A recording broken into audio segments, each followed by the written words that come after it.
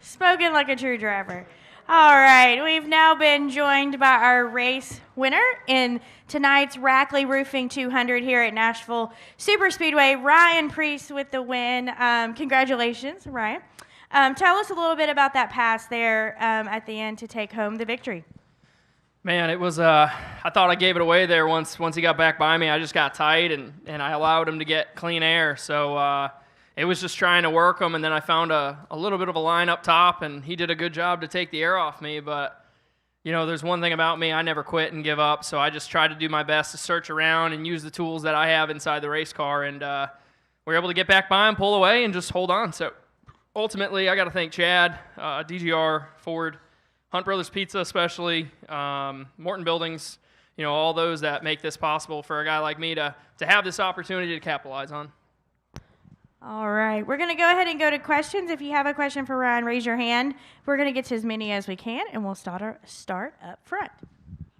Ryan, this being your truck debut, and this, since the vast majority of the drivers in this race had not raced here before, did you feel like that may have taken away any disadvantage you may have had with not having raced here before?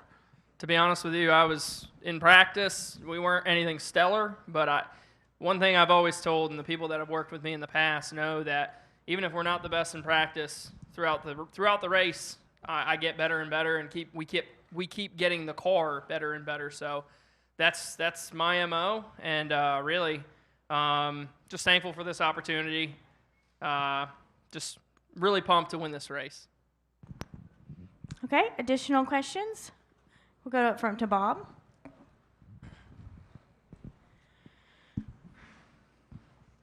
Bob Hawkers, Fox Sports. I have a couple. First, he said that his tires were going away, that he was pushing as hard as he could. Could you tell that he was kind of losing some grip?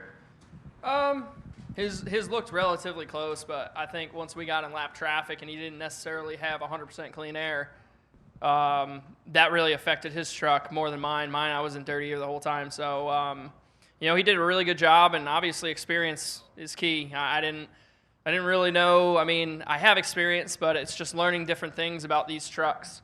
But ultimately, just clean air is king, no matter what. So if I was out front, I probably could have drove away, but we just had a great race truck. We just had a great truck, and that goes to the guys in the pits.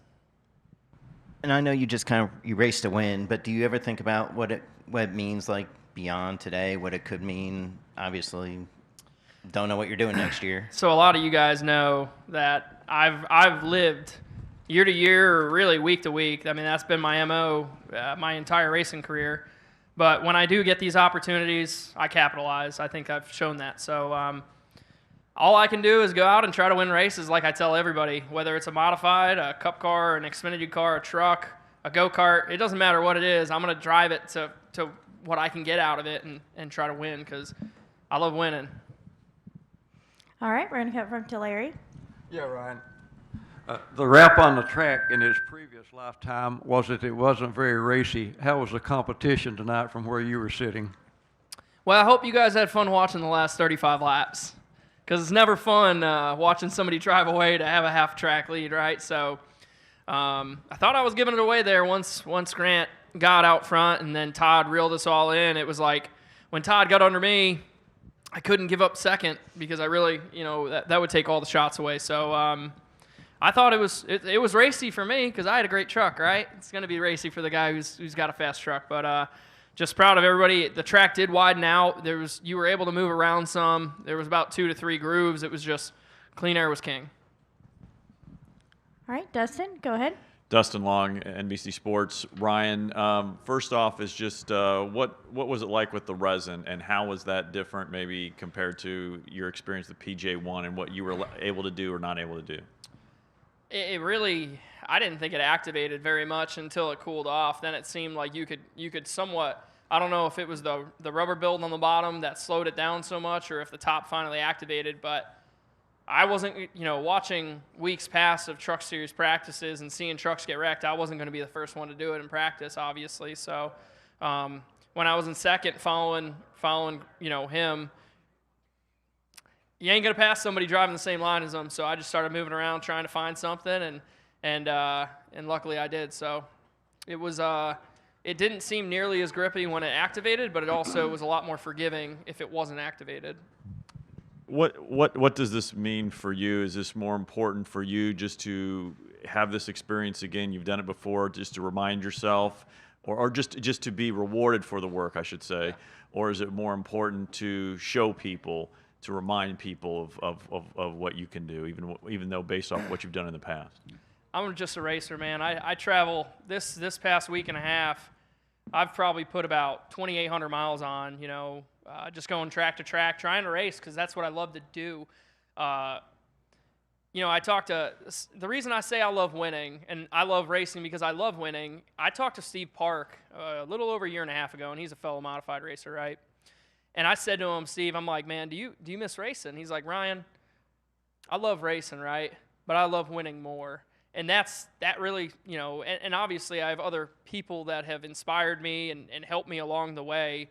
But it's the same thing. There's a piece of me that when you want to give up or you want to quit, that feeling of winning just overpowers everything, and you just want it that much. Yep. Okay, additional questions? Who do we have? All right, Chris, go ahead. Yeah, Ryan, I just feeling. How do you feel about going to Pocono next weekend? Probably going to be starting near the front. Truck series, no practice, no qualifying, but you get to race. I feel a lot better knowing I won last week or here, right? But it's a new week. It's a reset.